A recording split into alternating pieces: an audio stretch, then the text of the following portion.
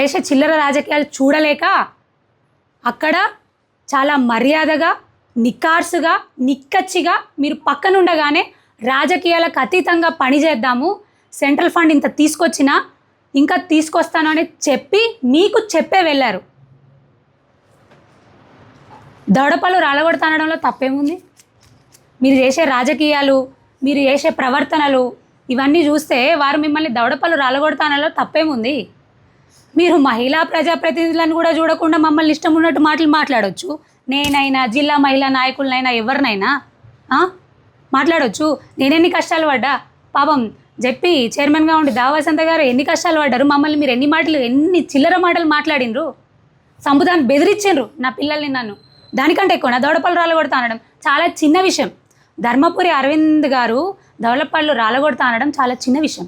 అరవింద్ అన్న గారు మీరు మాట్లాడని ఇంకొంచెం పెద్దగా మాట్లాడాల్సింది.